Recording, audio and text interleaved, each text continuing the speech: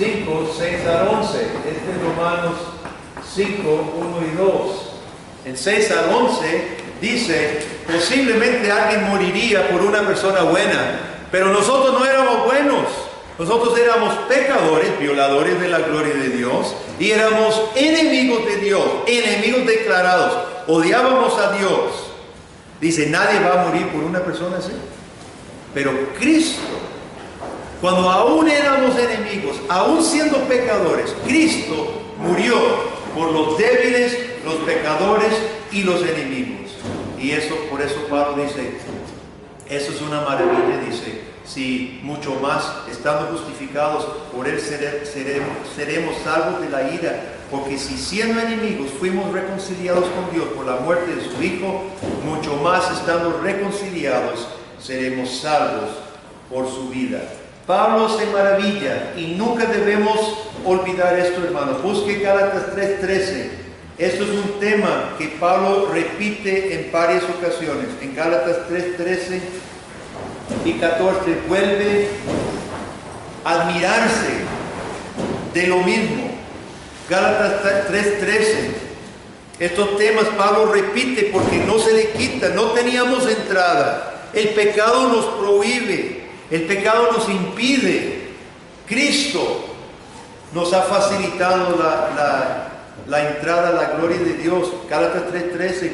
Cristo nos redimió de la maldición de la ley, hecho por nosotros maldición, porque está escrito, maldito todo el que es colgado en un madero, para que en Cristo Jesús la bendición de Abraham alcanzase a los gentiles, a fin de que por la fe recibiésemos la promesa del Espíritu. También en 2 de Corintios 5:21, 2 de Corintios 5:21, versículo familiar: al que no conoció pecado, por nosotros lo hizo pecado.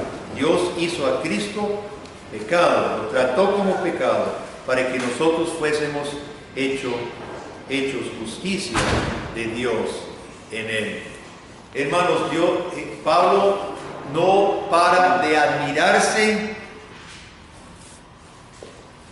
de lo que Dios ha dado en Cristo, entrada a la presencia de Dios.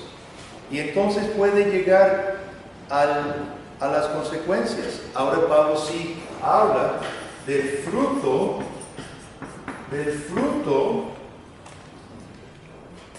de esta doctrina. Y eso lo vemos en Romanos 5, del 3 al 5. Romanos 5, del 3 al 5, donde Pablo dice, retornando a Romanos 5, él acaba de decir, tenemos entrada y nos gloriamos en la esperanza de la gloria de Dios.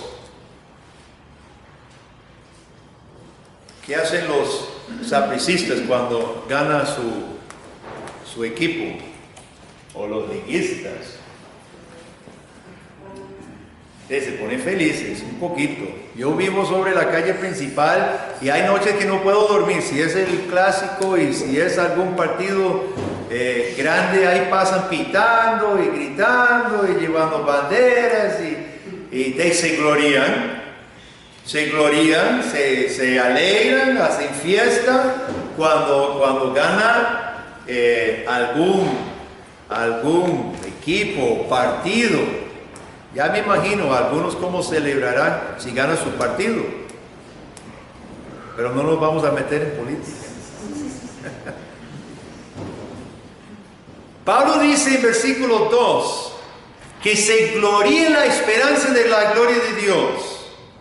Claro que nos gloriamos en la esperanza de la gloria de Dios.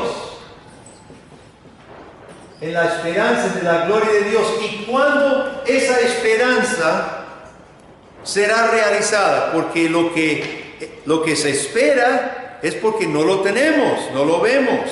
Si es esperanza es porque no lo tenemos a mano. ¿Cuál es esta esperanza que Pablo se refiere en Romanos capítulo 5, versículo 2? ¿Cuál esperanza es? ¿Cuándo? ¿Cuándo se cumpla esa esperanza? Cuando Cristo vuelva en el cielo. Pero fíjese lo que dice Pablo en versículo 3. Dice Pablo en versículo 3, no solo esto, sino que también nos gloriamos en las tribulaciones. Yo todavía no he visto un cristiano alegre con las tribulaciones, de la misma esperanza que estamos esperando el cielo. Qué duro es esto, ¿no? Y Pablo usa los mismos términos, y es un término profundo, un término fuerte: me glorío. ¿Cómo puede ser esto posible? Solo el cristiano puede gloriarse en las tribulaciones. ¿Por qué?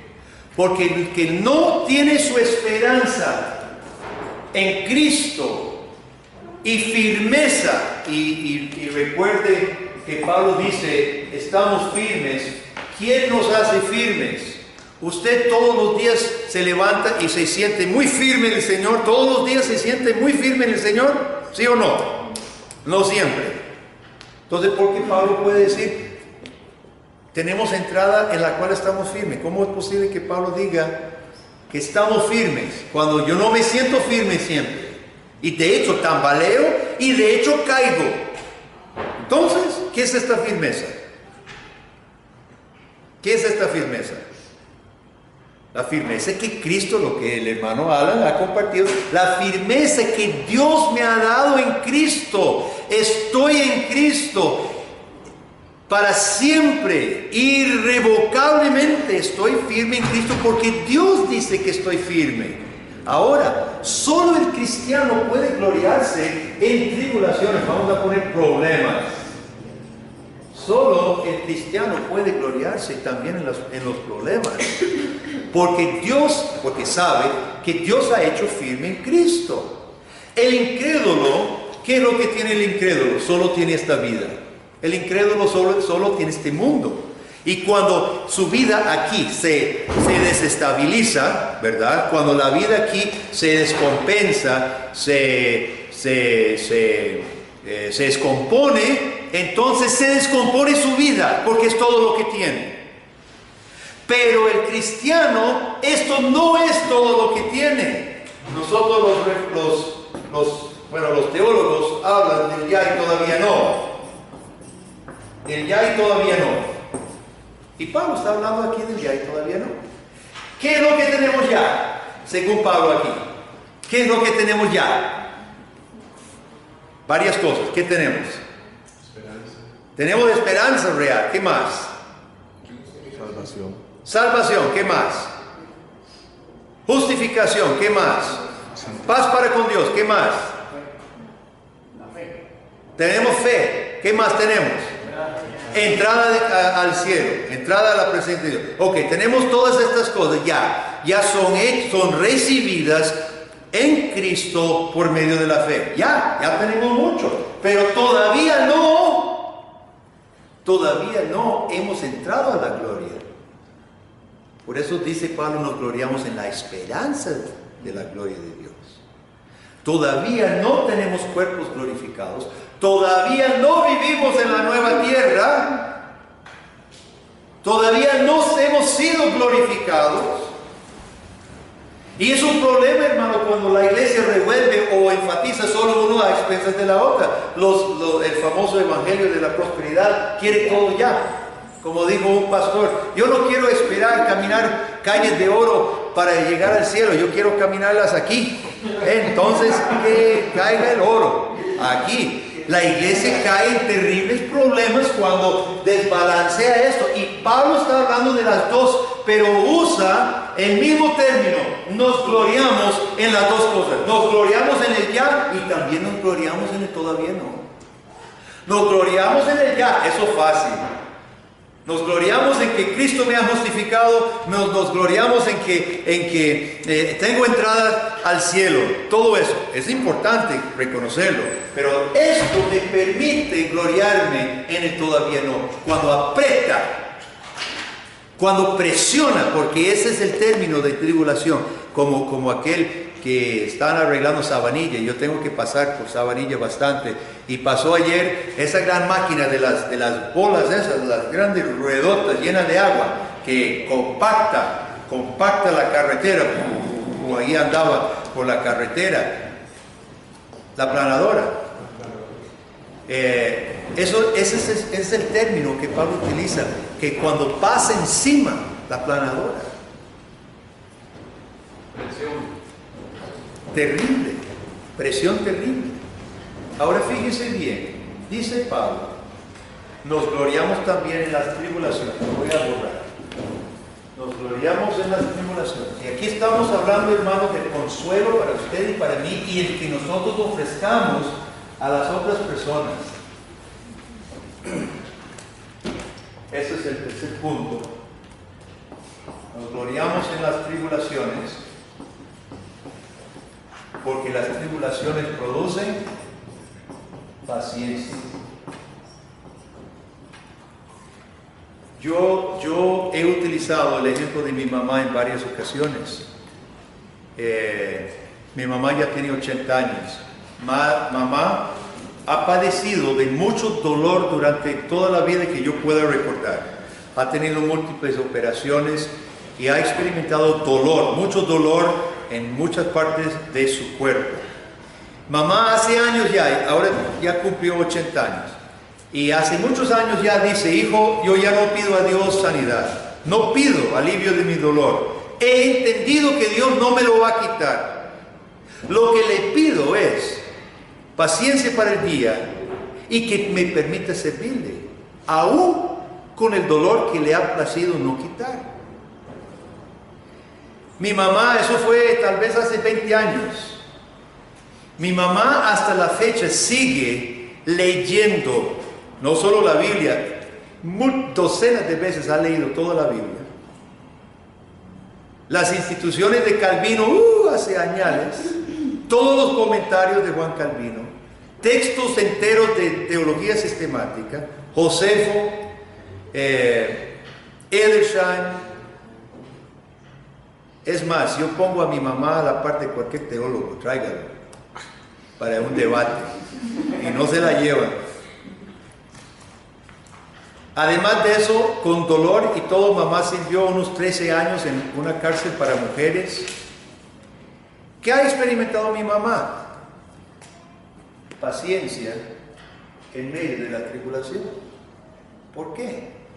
Porque mamá entiende y abraza por fe lo que el hermano Alan ha enseñado y lo que Pablo está enseñando aquí, que tenemos entrada a la gracia de Dios y Dios nos hace firmes en esa gracia, y aún en medio de la tribulación podemos gloriarnos, porque Dios utiliza la tribulación para producir paciencia, y la paciencia produce ¿qué?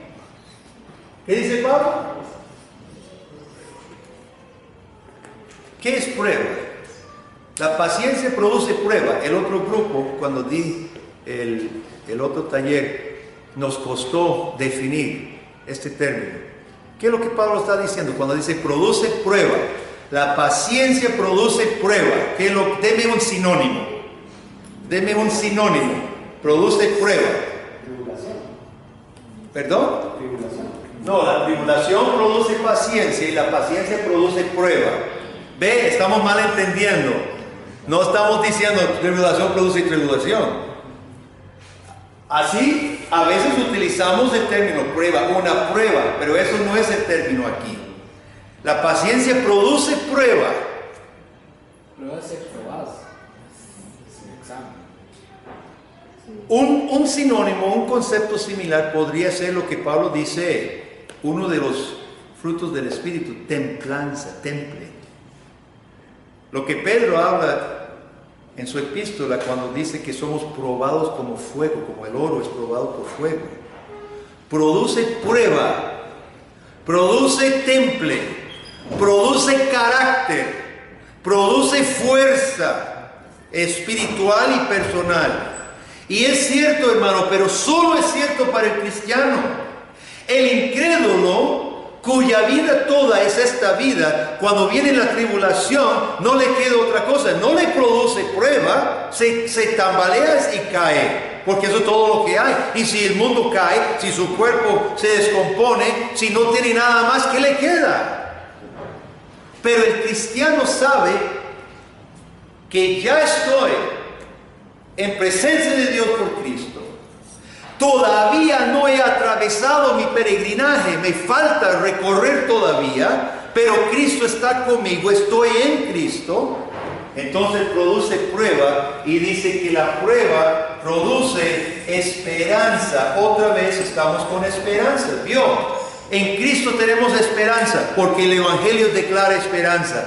Pero en la vida real también, hermano, la tribulación, la paciencia, la prueba produce esperanza también. Tenemos dos fuentes de esperanza. Tenemos la fuente del Evangelio que me proclama esperanza por la fe. Y tengo la obra de Dios en mi vida, obrando en medio de las tribulaciones, obrando paciencia, prueba, llevándome a la esperanza también, porque Dios nunca me abandona.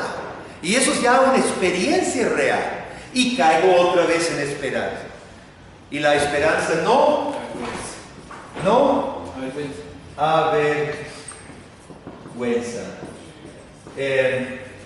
Quiero hacer otro estudio de la vergüenza también. Muchas veces en la Biblia habla de vergüenza. De hecho, estamos los domingos estudiando Romanos 10, donde Pablo dice que invoca al Señor será salvo y no será avergonzado. Y Pablo toma eso del Antiguo Testamento, que habla mucho de vergüenza. El incrédulo será avergonzado, pero el que espera en Dios no será avergonzado. ¿De dónde viene esta idea, hermanos? Y yo quiero masticar esto más. No creo que tenga todavía el concepto muy claro. Lo único que sé es que cuando Adán y Eva pecaron, ¿cuál fue su sentimiento inmediato? Vergüenza. Vieron que estaban desnudos. Hermanos, Dios ha impreso su ley en el corazón de todo ser. Aún el que no conoce la Biblia tiene, dice Romanos capítulo 2, que la conciencia del hombre conoce la ley de Dios. Adán y Eva tenían la ley declarada. Ellos no tenían problema en conocer lo que Dios había dicho. Su reacción inmediata es miedo y vergüenza. Y cosen las hojas de higo y Dios llega y dice, ¿qué ha pasado? Pues esa vergüenza, ¿y qué es la vergüenza? Definamos la vergüenza. La vergüenza es aquel sentimiento de miedo, horror ante algo que hemos hecho mal. Cuando hacemos algo mal, sabemos que lo hemos hecho mal, entonces sentimos miedo y sentimos un sentimiento de preocupación, de vergüenza, de miedo, ¿verdad? Ok, esa es la vergüenza. Adán y Eva sintieron vergüenza. Dice Pablo en Romanos 1 que nosotros, que todos los hombres suprimen el conocimiento de Dios. Suprimimos nuestra vergüenza también. Suprimimos la vergüenza, ¿verdad? Pero ¿qué pasa cuando usted intenta taponear un tubo de vapor y usted necesita, está saliendo el vapor, pero usted lo taponea? ¿Qué pasa? Por otro lado, tira, ¿verdad? Explota. Yo sospecho, esto lo quiero estudiar más, sospecho, hermano, que lo que pasa en nuestro mundo es suprimimos el conocimiento de Dios, suprimimos la vergüenza, no buscamos solución a nuestra vergüenza, pero se sale con violencia, se sale con otras acciones, suicidios, drogas. O sea, necesitamos tratar el sentimiento de vergüenza. Bien, Pablo dice, la esperanza en Dios no avergüenza. Dios ha quitado el miedo, Dios ha quitado la vergüenza, Dios ha quitado todo lo que naturalmente el hombre siente ante el Dios Santo. Dios lo ha tratado en Cristo. Ahora, para nosotros, usted y yo, y para las personas que aconsejemos, hermanos, todo esto es importantísimo. Muchas veces nosotros comenzamos con el problema. Pablo no comienza con el problema. Pablo comienza yendo a Cristo. Y con nosotros también, hermano, tal vez estemos enfrentando dolor físico, dolor emocional. Alguno aquí o usted conoce a alguien. Nuestra tendencia es trate el dolor, empastíllese, ¿verdad? Inyéctese. Eso es lo que yo hago. Ahorita hay unos medicamentos tan maravillosos que son excelentes para quitar el dolor, ¿verdad? Han hecho mejores increíbles para adormecer el dolor. Ahora, gracias a Dios por los medicamentos. Yo no estoy diciendo que los medicamentos sean malos. El punto es esto. Muchas veces solo pensamos, nos aferramos al dolor, pero Pablo primero va a Cristo. Mira a Cristo. Estoy seguro, estoy absolutamente seguro, especialmente hablemos de dolor emocional, problemas, aflicciones. Estoy seguro que entre más usted medite en Cristo y su obra, estoy seguro que las otras cosas se enfocan mejor. No es que desaparezcan, pero se enfocan.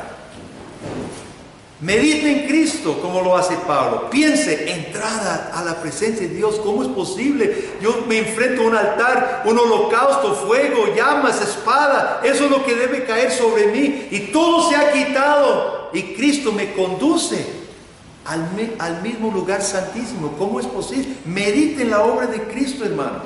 Y luego cuando ya tenemos claro a Cristo, tenemos presente a Cristo, volvemos a mirar la tribulación, digamos con Pablo, me glorío